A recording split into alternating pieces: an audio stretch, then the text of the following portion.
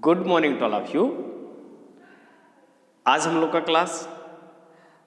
का क्लास ये जो हमारा रेजिस्टेंस होता है ना, ये कंडक्टर के ऐसे कौन से फैक्टर हैं जिस पर ये डिपेंड करता है। ठीक है, तो आज का हम लोग का यही टॉपिक, ठीक है, factor on which resistance of conductor depend, ये हम लोग का टॉपिक है ना। तो अभी तक हम लोग अपने पिछली क्लास में क्या पढ़ चुका है, तो हम लोग ने पिछली क्लास में पढ़ा है ना, ओम्स लॉ पढ़ा था, तो सीरीज कम्बिनेशन, पैरेलल कम्बिनेशन, उसके बाद मिक्स कम्बिनेशन भी पढ़ा था और उसके न्यूमेरिकल भी किए थे, है ना। तो ये तो हम लोग की पिछली क्लास थी। तो आज हम लोग का क्लास ये रहा, ठीक है। तो सबसे पहले आता है कि जो रेजिस्टेंस हमारा होता है ना, वह कंडक्टर के ऐसे कौन सा फैक्टर है जिस पर डिपेंड करता है। तो सबसे पहले हम मानते हैं लेंथ, ठीक है। तो लेंथ जो होता है उस पर किस तरह से हमारा रेजिस्टेंस डिपेंड करता है, कंडक्टर के लेंथ पर, ठीक है। तो लेंथ ऑफ कंडक्टर, ठीक ना।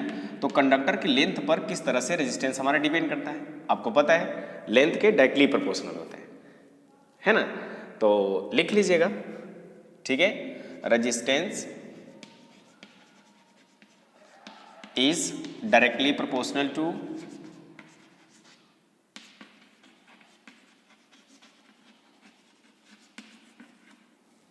length of conductor, ठीक है। यानी जैसे जैसे आपका लेंथ बढ़ता जाएगा वैसे वैसे आपका रेजिस्टेंस भी बढ़ता जाएगा, ठीक है। तो ये रहा हमारा लेंथ पर किस तरह से रेजिस्टेंस डिपेंड है, डायरेक्टली प्रोपोर्शनल है। तो हमने लिखा ये इस तरह से, है ना। तो यहां से देखिए, जैसे प्रोपोर्शनल साइन हटता है तो क्या आता है, कांस्टेंट, आंसर यस। तो यहां से हमने लिख लिया रेजिस्टेंस आया, फिर इक्वल आया, फिर उसके बाद इसको हम रिमूव करेंगे तो एक तो कांस्टेंट आएगा, तो उस कांस्टेंट को हमने मान लिया के, और ये रहा आपका एल, ये हमारा होता है, ठीक है। तो ये हमारा एक कांस्टेंट है, तो क्या हम लोग कांस्टेंट को 1 मान सकते हैं क्या, आंसर यस। कांस्टेंट हमारा है तो हमने k इज इक्वल क्या मान लिया 1, ठीक है, ये हमने मान लिया। तो अब बताइए जो रेजिस्टेंस होगा वह इक्वल होगा किसके, वेरी गुड, k के प्लस पर 1 रखो क्योंकि कांस्टेंट है, तो कांस्टेंट हमारा कोई एक नंबर होता है, कुछ भी रख लो, है ना, 1 2 3 4 5, तो हमने 1 रखा, तो ये हुआ L, यानी रेजिस्टेंस किसके इक्वल हुआ, लेंथ के इक्वल हुआ, है ना। अभी हम इसका कॉन्सेप्ट समझ रहे हैं, इक्वल हमने क्यों लिखा हुआ है, ठीक है। तो देखिए, तो हमारा आता है कि कहीं कहीं जो रेजिस्टेंस है वह लेंथ के डायरेक्टली प्रोपोर्शनल है, यानी लेंथ हमारा इंक्रीज होगा, रेजिस्टेंस हमारा इंक्रीज होगा। तो सोचो अगर रेजिस्टेंस हमारा इंक्रीज होगा, रेजिस्टेंस ज्यादा होगा, ठीक है, तो जो करंट फ्लो होगा वह कम होगा, है ना, ठीक है। तो इसका मतलब यह है कि हमारे घरों में, हमारे गांव में, है ना, हम अपने गांव की बात कर लेते हैं पहले।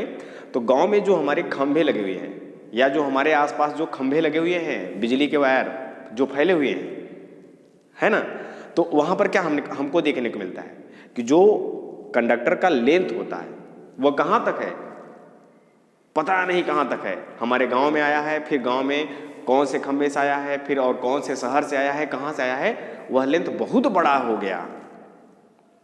और जब लेंथ बहुत बड़ा हुआ तो रेजिस्टेंस भी बहुत ज्यादा हो गया, और जब रेजिस्टेंस बहुत ज्यादा हुआ, है ना, तो करंट फ्लो होगा क्या, नहीं, है ना। तो यहां पर रेजिस्टेंस जो है लेंथ के डायरेक्टली प्रोपोर्शनल हुआ, है ना। तो हम इसको समझते हैं कि किस तरह से डायरेक्टली प्रोपोर्शनल हुआ, ध्यान से सुनिएगा, ठीक है। बताएं ना कि बहुत दूर तक, है ना, वायर हमारा फैला हुआ होता है, इसका मतलब लेंथ बहुत बड़ा है तो रेजिस्टेंस बहुत बड़ा हो जाएगा, और जब रेजिस्टेंस बहुत बड़ा हो जाएगा चार्ज को फ्लो होने नहीं देगा, चार्ज को रेजिस्ट कर लेगा, जाने नहीं देगा, तो करंट मिलेगा क्या, आंसर ही नहीं, ठीक है। इसका रीजन सुनिए, ठीक है। देखिए मान लीजिए हमारे पास एक कंडक्टर है, ठीक है, ये रहा, एक कंडक्टर, ठीक है, ये हमारा एक कंडक्टर है ना। तो इस कंडक्टर में कहीं न कहीं रेजिस्टेंस होगा, तो हमने मान लिया इस कंडक्टर के रेजिस्टेंस जो है, हमने मान लिया 2 ओम का ये रेजिस्टेंस है इस कंडक्टर का, है ना। तो जब इसमें करंट फ्लो होगा यानी चार्ज फ्लो होगा तो क्या करेगा, इससे टक्कर करेगा, है ना, इससे कोलिजन करेगा। करंट जो हमारा है यानी चार्ज जो है इससे कोलिजन करेगा यानी पॉजिटिव प्रोटॉन से, फिर इससे कोलिजन करेगा, ये भी हमारा पॉजिटिव प्रोटॉन है ना। तो इस तरह से जो हमारा चार्ज होता है यानी फ्री चार्ज होता है वो टक्कर करके करके करके आगे बढ़ता है। तो इससे टक्कर किया, ठीक है, फिर जाके इससे टक्कर किया, फिर आराम से आगे चलता रहा चलता रहा चलता रहा। तो यानी इस कंडक्टर का जो रेजिस्टेंस है वह है 2 ओम, है ना। इतना बड़ा सा लेंथ है तो हमने इसका लेंथ मान लिया L, ये इतना लेंथ है ना। अब हमने एक इतना बड़ा और लेंथ ले लिया, इतना बड़ा सा और लेंथ ले लिया, ये रहा, ठीक है। अब देखिए तो क्या इसका रेजिस्टेंस बढ़ जाएगा क्या, आंसर है यस, बढ़ जाएगा, क्योंकि इसका लेंथ क्या हुआ, डबल हो गया और लेंथ इसका बढ़ गया। तो कहीं न कहीं इसमें जो 2 ओम का रेजिस्टेंस था तो इसमें भी 2 आएगा ना, तो आंसर यस। तो ये जो करंट है यानी चार्ज है जाके इससे टक्कर करेगा, फिर इससे जाके टक्कर करेगा, फिर ये भागना शुरू कर देगा, है ना। फिर से अगर हम एक और यहाँ पर लेंथ जोड़ दें वायर का, इतना लेंथ, ये हो गया, लेंथ बढ़ गया। तो अब क्या ऐसे रेजिस्टेंस हमको यहाँ पे भी मिलेंगे, ऐसे जो प्रोटॉन यहाँ पे थे रोकने वाले, चार्ज को फ्लो होने से रोकने वाले जो हमारे एटम थे, एटम यानी जो हमारा पॉजिटिव चार्ज है वो रोकता है ना, उसे टक्कर करते हुए जाता है, कोलिजन करते हुए जाता है, आंसर यस। तो जाके यहाँ पे टक्कर करेगा, फिर जाके यहाँ पे टक्कर करेगा, फिर ये भागना शुरू, है ना। तो इतने से लेंथ में कितना रेजिस्टेंस, 2, फिर इतने लेंथ में कितना रेजिस्टेंस, टोटल 2 और 2 कितने हो गए, 4 हो गए, फिर इतना लेंथ, फिर 2 और कितने हो गए, 6 हो गए, है ना। तो इसका मतलब ये नहीं है कि रेजिस्टेंस ज़्यादा हो जाएगा तो हमको करंट नहीं मिलेगा, ऐसा नहीं है। मतलब कंडक्टर के लेंथ को बढ़ाते जाओगे बढ़ाते जाओगे बढ़ाते जाओगे बढ़ाते जाओगे तो बीच बीच में उनका रेजिस्ट जो होगा वह बढ़ता जाएगा, है ना। तो ये कहीं कहीं ये होता है हमारा, है ना। जब बहुत बड़ी लेंथ हो जाएगी तो उसमें हमको रोकने के लिए 2-4 प्रोटॉन और बढ़ जाएंगे, पॉजिटिव चार्ज, और उसको रास्ते में मिलेंगे, है ना। इतने में तो 2 है ना, और तो है नहीं, तो 2 से ही टक्कर करेगा। अगर हम बड़ी लेंथ ले लेंगे तो 1-8 प्रोटॉन यानी पॉजिटिव चार्ज और मिल जाएगा, उससे भी टक्कर करेगा, है ना। जब और बड़ी लेंथ हो गई तो और 1-8 पॉजिटिव चार्ज मिलेगा, समझ रहे ना। इस तरह से लेंथ को बढ़ने से रेजिस्टेंस हमारा बढ़ता है ना। अब फिर से वही हम कर रहे हैं कि इतना ज़्यादा इंक्रीज नहीं हो जाता है, इतना ज़्यादा इंक्रीज नहीं हो जाता है कि जो हमारा प्रोटॉन है कि अब ये चार्ज बेचारा फ्लो हो रहा है तो यहीं जाके टक्कर कर करके बस यहीं तक रह जाए, आगे बढ़ ही ना पाए, ऐसा नहीं है ना।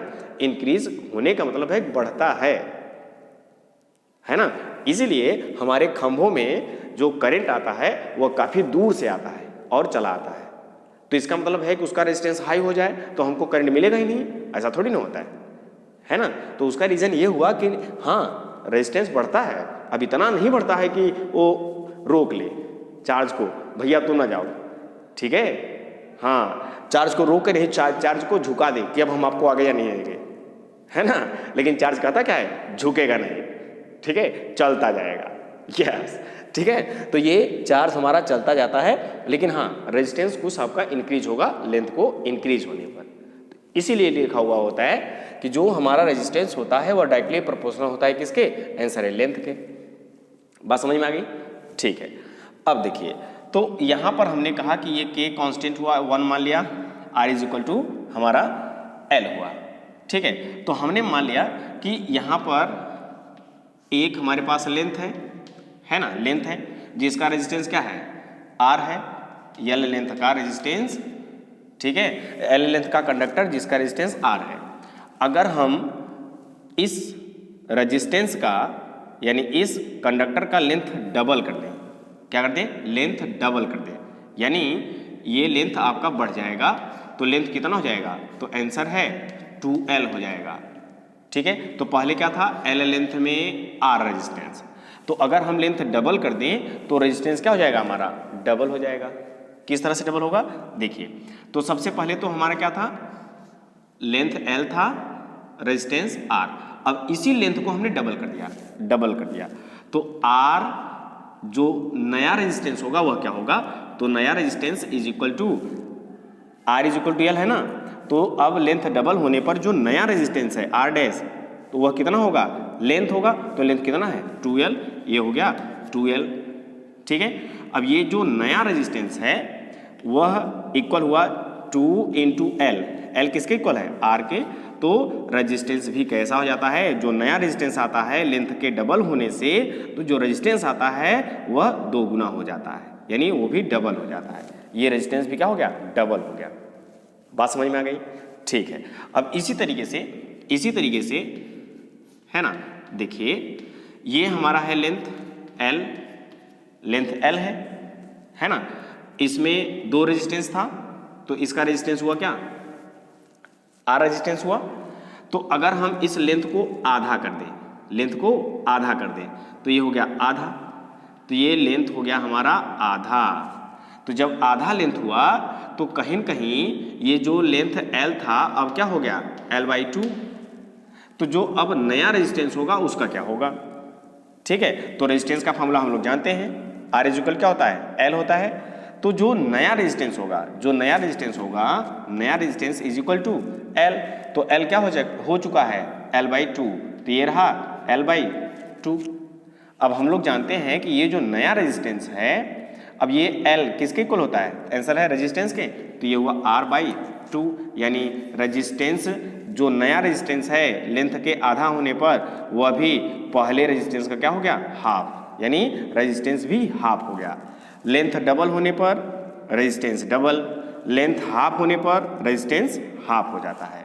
ये हमारा है डायरेक्टली प्रोपोर्शनल, ठीक है, समझ रहे ना। तो इसको लिख लीजिएगा यहाँ पे नीचे, if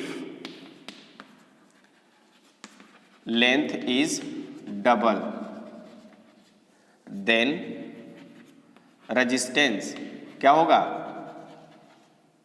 is double. Very good, ठीक है। और एंड इफ लेंथ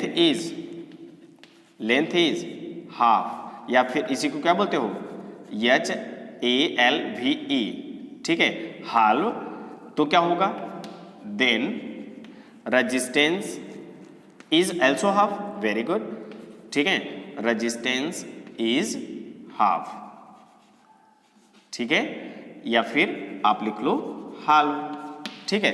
ये हमारा होता है लेंथ ऑफ कंडक्टर पर जो हमारा रेजिस्टेंस होता है वह किस तरह से डिपेंड है, ठीक है। डायरेक्टली प्रोपोर्शनल है, लेंथ बढ़ाओ रेजिस्टेंस बढ़ेगा, लेंथ घटाओ रेजिस्टेंस घटेगा, ठीक है। चलो तो इसको लिख लो। अब हम लोग आते हैं एरिया पर, ठीक है, ओके। तो क्रॉस सेक्शनल एरिया पर किस तरह से डिपेंड करता है हमारा रेजिस्टेंस, ठीक है। तो आप लोग को पता है इनवर्सली प्रोपोर्शनल, और किस तरह से इनवर्सली प्रोपोर्शनल है ना, वो किस तरह से डिपेंड करता है इसको हम समझेंगे, ठीक है। तो क्या है, area cross section of conductor पर किस तरह से रेजिस्टेंस हमारा डिपेंड करता है, तो resistance of conductor is inversely proportional to, yes, cross section area, that is R inversely proportional to area, R directly proportional to 1/A, है ना। ये पढ़ने का तरीका है, ओके। तो यहाँ से अभी जस्ट हमने बताया आपको, प्रोपोर्शनल हटेगा तो कांस्टेंट आएगा, कांस्टेंट को हमने मान लिया K, तो ये क्या हो जाएगा 1/A, यानी रेजिस्टेंस हमारा क्या हुआ 1/A, है ना। इसको भी याद रखिएगा, लेंथ जैसा एकदम, है ना। देखिए अब यहाँ पर होता क्या है कि अगर हम एरिया को इंक्रीज करते हैं तो रेजिस्टेंस डिक्रीज होता है। इनवर्सली प्रोपोर्शनल का मतलब यही होता है, एरिया को इंक्रीज करो तो रेजिस्टेंस डिक्रीज होगा, और जब रेजिस्टेंस डिक्रीज हुआ यानी कंडक्टर अच्छा होगा, कंडक्टर होगा। और अगर एरिया कम हुआ तो रेजिस्टेंस ज़्यादा हुआ, यानी इंसुलेटर टाइप का काम करेगा, यानी चार्ज जो होगा वह कम फ्लो होगा, है ना। ये कैसे, इसका कॉन्सेप्ट है। देखिए हमने मान लिया कि ये हमारे पास ये इतना मोटा सा वायर है ना, इतना मोटा सा वायर है, और ये कहीं न कहीं इसका क्रॉस सेक्शन एरिया है ए, है ना, और ये हुआ आपका लेंथ एल है। ओके, तो अब कहीं न कहीं इस कंडक्टर का रेजिस्टेंस होगा, तो हमने मान लिया आर रेजिस्टेंस है ना। तो जब आर रेजिस्टेंस है तो करंट यहाँ से जब फ्लो होगा, यानी चार्ज जब फ्लो होगा तो उसको कहीं न कहीं जो एटम होंगे यानी प्रोटॉन होगा उसको रजिस्ट करेगा, है ना, उसको कोलाइड करेगा, टक्कर करेगा, है ना। तो अब हमने मान लिया कि इसका जो रेजिस्टेंस है वह है 1 2 3 4 5 6 7, ये इस तरह से है ना, इतने रेजिस्टेंस है। ठीक, अब उसके बाद ये इस तरह से चार्ज जाएगा इन एक दूसरे से, मतलब इन लोगों से टक्कर करता हुआ आगे बढ़ता जाएगा, करंट झुकेगा नहीं। ठीक है, तो करंट आगे बढ़ता ही जाएगा, झुकेगा नहीं, पुष्पा की तरह। ठीक है, यस, तो ये करंट झुकेगा नहीं, ये आगे टक्कर करते करते इन लोग से आगे बढ़ता जाएगा। यस, ठीक है। अब देखिए जस्ट अगर हम ये जो एरिया है इतना बड़ा सा, ठीक है, इसी को हमने ऐसे दबा के इसको पिचका दिया, तो ये हुआ इसका क्रॉस सेक्शन एरिया, पिचका दिया, है ना। तो यानी इसका एरिया क्या हुआ, हमने मान लिया आधा कर दिया, हाफ कर दिया ना। ठीक है, तो अब देखिए ये जो आपके क्या होंगे, रोकने वाले होंगे, यानी पॉजिटिव चार्ज होगा जिससे टक्कर करता हुआ जाता है। ऐसे यहाँ पर जगह मिला, इससे टक्कर किया, ये थोड़ा सा इधर हुआ, ऐसे चला गया। लेकिन अगर हम इतने ढेर सारे रेजिस्टेंस को इतने छोटे से में एरिया में करें तो कहीं कहीं डेंस हो जाएगा, 1 2 3 4 5 6 7 ऐसे हो जाएगा। तो कहीं कहीं जो हमारा चार्ज फ्लो होगा वो थोड़ा सा डिफिकल्टी लेवल से फ्लो होगा, उसको डिफिकल्ट होगा फ्लो होने में, है ना। तो जब डिफिकल्ट हुआ तो इसका मतलब इसका रेजिस्टेंस क्या हुआ, ज़्यादा हो गया। ठीक है, और इसमें कम का मतलब ये ज़्यादा एरिया में था, तो जो रोकने वाले थे यानी पॉजिटिव चार्ज थे वो दूर दूर थे, ज़्यादा स्पेस था, ये धड़म से भागता चला गया चार्ज। ठीक है, और इसमें क्या है, किधर से भागेगा बेचारा, इधर से थोड़ा सा झुकना पड़ेगा, है ना। तो इसलिए इसका रेजिस्टेंस क्या हुआ, ज़्यादा हुआ। ठीक है, समझ रहे ना, और इसका रेजिस्टेंस कम हुआ। तो अब हम लोग फार्मूला के रूप में डिराइव कर लेते हैं। ठीक है, तो इसका जो नया रेजिस्टेंस होगा, यानी एरिया हमने कम कर दिया, तो इसका नया रेजिस्टेंस क्या होगा, आइए देखते हैं। अब देखो फिर से तो इसका रेजिस्टेंस ये हुआ, अब हमने इसका एरिया और बड़ा कर दिया, ये इतना बड़ा हो गया। ठीक है, इतना बड़ा एरिया कर दिया हमने, तो ये जो 1 2 3 4 5 6 7 है ना, 7 जो रोकने वाले थे पॉजिटिव चार्ज, वो अब एक ठो यहाँ है, एक ठो यहाँ है, एक ठो यहाँ है, एक ठो यहाँ है, एक ठो यहाँ, यहाँ ऐसे है। तो ये चार्ज आसानी से धड़ाम से फ्लो होगा। तो इसका भी कहीं कहीं रेजिस्टेंस, नया रेजिस्टेंस आएगा, और हमने इसका क्रॉस सेक्शन एरिया क्या कर दिया, डबल कर दिया।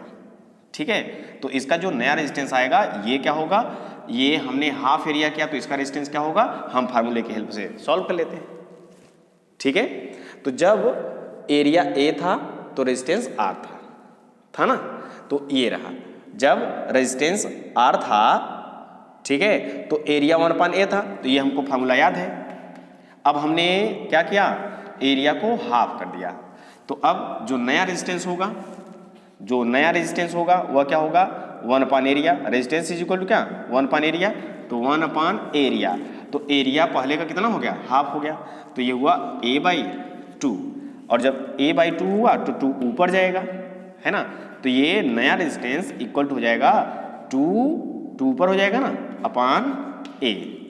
ठीक, और हमने इसको लिखा r, यानी नया रेजिस्टेंस जब एरिया हाफ किया तो ये रहा 2 इंटू 1/2 इंटू 1/a, तो 1/a क्या है, 1/a है आपका रेजिस्टेंस।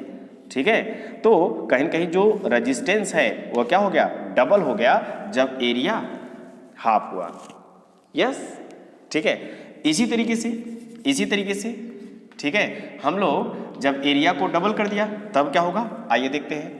तो जब हमने एरिया को डबल किया तो क्या देखा, जो नया रेजिस्टेंस होगा, नया रेजिस्टेंस, ठीक है, तो रेजिस्टेंस का फॉर्मूला क्या है 1/A, तो ये हुआ 1/A।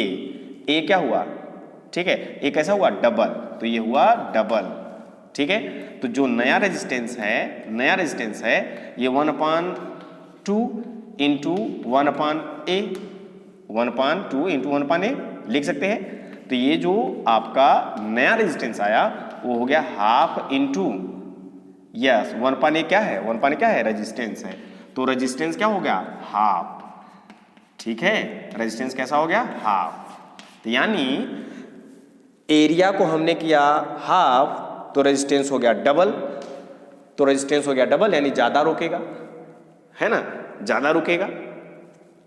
अब एरिया हमने कर दिया डबल तो कम रोकेगा, ये भर से भाग जाएगा, ठीक है ना, यस। तो ये हमारा हुआ।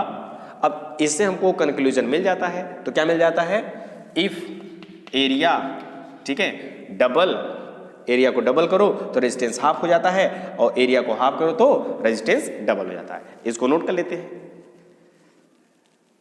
तो लिख लीजिएगा इसको आप, ठीक है, कि हमने एरिया को डबल किया तो क्या हुआ और एरिया को हाफ किया तो क्या हुआ, ठीक है। इसको अब हम इरेज करते हैं, है ना। अब फिर से हम लोग आते हैं यहीं पर, है ना। तो कहीं कहीं ये जो हमारा वायर होता है वो सिलिंड्रिकल शेप का बना होता है, और जब हम वायर को देखते हैं सामने से तो हमको कैसा दिखता है, सर्कल। मोटे वायर को इस तरह से काटोगे और ये सामने से देखोगे तो वो सर्कल होता है। कहीं कहीं इस एरिया को हम लोग क्या लिख सकते हैं, आंसर है πr², ठीक है।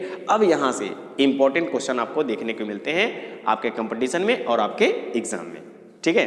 तो इसको नोट कर लीजिए। मैं अब आता हूँ इसके एरिया पर। तो आर क्या है, रेडियस है, ठीक है। तो रेडियस और डायमीटर पर भी आते हैं, एकदम सेम सेम वो भी आपके होंगे, ठीक है। देखते हैं क्या होता है, ओके। तो यहाँ पर हम इसको भी देख लेते हैं, पहले समझ लीजिएगा फिर उसके बाद हम आपको बताते हैं, ठीक है। तो देखिए, तो इस एरिया को हम लोग कैसे लिख सकते हैं, यानी एक कंडक्टर है जो वायर है ना, उसका एरिया हम लोग क्या लिख सकते हैं, तो R प्रोपोर्शनल टू क्या लिख सकते हैं 1/πr²। एरिया का फॉर्मूला ये है ना, ठीक है। तो अब प्रोपोर्शनल हटाओगे तो कांस्टेंट आएगा, और कांस्टेंट को हमने 1 मान लिया, तो यह भी एक कांस्टेंट है ना। तो इसको भी हटा दो तो कहीं कहीं आपको मिलेगा R प्रोपोर्शनल टू R², यानी जो रेजिस्टेंस होता है ना, वह कंडक्टर के रेडियस का कैसा होता है, स्क्वायर टाइम इनवर्सली प्रोपोर्शनल होता है। तो resistance is inversely proportional to square of radius. बहुत बड़ी बात बता रहे हैं, और यहां से आपके कंपटीशन में पूछा गया होता है, ठीक है। बहुत सारे क्वेश्चन है पूछे गए हैं। रेडियस को डबल करो, है ना, तो रेजिस्टेंस का क्या होगा, डायमीटर को डबल करो तो रेजिस्टेंस का क्या होगा, डायमीटर को 1/3 करो तब रेजिस्टेंस का क्या होगा, एरिया को 1/3 करो तब क्या होगा। ध्यान से सुनिए, ठीक है। तो ये हमारा हुआ, ठीक है। ये तो रेडियस है, तो आर हमारा क्या है, रेडियस है, ठीक है। अगर हम डायमीटर की बात करें, है ना, डायमीटर की बात करें तो डायमीटर क्या होता है, तो डायमीटर जो होता है वह रेडियस का डबल होता है। तो रेडियस इक्वल टू क्या हो जाएगा, d/2 हो जाएगा ना, यस हो जाएगा। तो अब यहाँ पर देखिए, तो ये जो रेडियस है उसके प्लेस पर हम डायमीटर रखेंगे तो क्या रखेंगे, d/2, यस। तो ये प्रोपोर्शनल होगा 1/d/2, रेडियस के प्लेस पर d/2 और इसका होल स्क्वायर, ठीक है। तो इस तरह से R प्रोपोर्शनल टू 1/d²/2 का स्क्वायर 4। अब ये 4 ऊपर जाएगा तो ये R प्रोपोर्शनल टू 4/d²। तो ये 4 भी तो एक कांस्टेंट है, जैसे पाई एक कांस्टेंट था वैसे 4 भी कांस्टेंट है। ये ध्यान रखिएगा आप, जो कांस्टेंट होते हैं उनको हटा दो, प्रोपोर्शनल लगा दो, बहुत बड़ी बात है, ठीक है। कांस्टेंट जो हो कांस्टेंट उनको हटाओ, प्रोपोर्शनल लगाओ। तो देखो R किस पर डिपेंड कर रहा है, तो R डिपेंड कर रहा है रेडियस के स्क्वायर पर। ये पाई हमने हटा दिया, पाई एक कांस्टेंट है, ध्यान रखिएगा। जो कांस्टेंट होता है ये प्रोपोर्शनल हटाओगे तो कांस्टेंट आएगा ना, तो कांस्टेंट को 1 2 3 4 कोई मान लो, कोई नंबर मान लो, ठीक है। ये हमारा होता है। तो इसी तरीके से ये हमारा हुआ, है ना। तो अब ये 4 है, ये एक कांस्टेंट है, इसको भी हटा दो, तो r जो होगा वह प्रोपोर्शनल होगा 1/d² के, तो इसको भी लिख लो। तो ये जो हुआ आपका r प्रोपोर्शनल टू 1/d², ये बहुत बड़ी बात है। तो ये देखिए कहीं न कहीं जो रेडियस का रिलेशन है रेजिस्टेंस के साथ वही डायमीटर का है। तो जिस तरह से आप रेजिस्टेंस को इंक्रीज डिक्रीज करोगे उसी तरीके से डायमीटर भी आपका इंक्रीज डिक्रीज होगा, वही आपका इफेक्ट रेजिस्टेंस में देखने को मिलेगा, चाहे आप डायमीटर को चेंज करो चाहे आप रेडियस को चेंज करो, क्योंकि दोनों का रिलेशन वही है। ठीक, अच्छा अब थोड़ा सा हम लोग देख लेते हैं। तो यही हमने आपको क्या बता दिया, यहाँ पे बराबर लिख सकते हो ना, ये इक्वल लिख सकते हो, तो आंसर है यस। तो R इक्वल टू हमने रख लिया, यहाँ पे प्रोपोर्शनल आप लोग लिख लीजिएगा एक बार, फिर बराबर लिखना नीचे उसके। तो ये हुआ, और यहाँ पर भी हमने लिख दिया R इक्वल टू 1/r², ये हमारा हुआ। यहाँ पर आइए, तो अगर हमने माना कि ये जो हमारा कंडक्टर है जिसका एरिया πr² है ना, ये हमारा हुआ। अगर हमने इसका रेडियस हाफ कर दिया, इतना बड़ा सा रेडियस है, ये देखो ये रेडियस इतना है, अब हमने इसका रेडियस हाफ कर दिया, यही तो हुआ, रेडियस अब हाफ हो गया है ना। तो जब रेडियस हाफ हुआ तो बताइए नया रेजिस्टेंस क्या होगा। रेडियस जब हाफ हुआ, ठीक है, तो नया रेजिस्टेंस क्या हुआ, तो r/2 हमने कर दिया, ये था r था ना, ठीक है। तो हमको क्या मिला, r जो हमारा है वह एरिया के साथ किस तरह से रिलेटेड है, यहाँ पर था ना इसके पहले 1/, यानी r प्रोपोर्शनल टू 1/πr², ये था पाई कांस्टेंट, यानी r प्रोपोर्शनल टू 1/r², ये हमारा है। जब रेडियस r था तो ये रिलेशन है, ये रिलेशन है। ठीक, अब इसी तरीके से जब हम रेडियस को हाफ कर देते हैं तो नया रेजिस्टेंस क्या होता है, तो रेजिस्टेंस का फार्मूला, ठीक है, किसके रिस्पेक्ट में, रेडियस के रिस्पेक्ट में, तो 1/r² होता है, r², ठीक है, 1/r²। लेकिन r हमारा कैसा हो गया, यस हाफ, तो ये हुआ r/2, ठीक है। अब इसका होल स्क्वायर, तो अब जो नया रेजिस्टेंस होगा रेडियस को आधा करने पर, तो ये हुआ 1/r²/2 का स्क्वायर क्या होगा, 4 ऊपर होगा, तो नया resistance is equal to 4/r², ठीक है। तो अब नया रेजिस्टेंस इक्वल टू हुआ 4 इंटू, इसको हम लिख सकते हैं ना 1/r², और 1/r² किसके इक्वल है, r के, तो ये हुआ r। तो यानी अगर हम रेडियस को हाफ कर दें, ठीक है, तो उसका जो रेजिस्टेंस होगा वह बढ़ जाएगा ना, और कितना बढ़ेगा, 4 टाइम बढ़ेगा, ठीक है, 4 टाइम, ठीक है, यस। और इसी तरीके से ये पूरा का पूरा डायमीटर हुआ, ना। अब ये भी क्या हो गया, डायमीटर इसका हाफ हो गया, तो जब डायमीटर हाफ होगा तो उसका रेजिस्टेंस भी क्या होगा, 4 टाइम हो जाएगा। तो रेडियस डायमीटर सेम, यस, ठीक है। अच्छा, ये हुआ हमारा। अब हम अगर कर दे रेडियस को डबल कर दे, तो जब रेडियस को डबल करोगे, ठीक है, रेडियस को डबल करोगे तो एरिया और बढ़ जाएगा, और जब एरिया और बढ़ जाएगा तो रेजिस्टेंस कम हो जाएगा, यस, ठीक है। तो देख लेते हैं, अगर हम, ठीक है, ये बना लिए, ये, ठीक है, ये बना लिए। अब इसका जो रेजिस्टेंस हो गया वो क्या मान लिया हम, जो रेडियस है वो हमने मान लिया 2r का हो गया, इस r का ये 2r हो गया, ठीक है, बस यहाँ पे रखिए।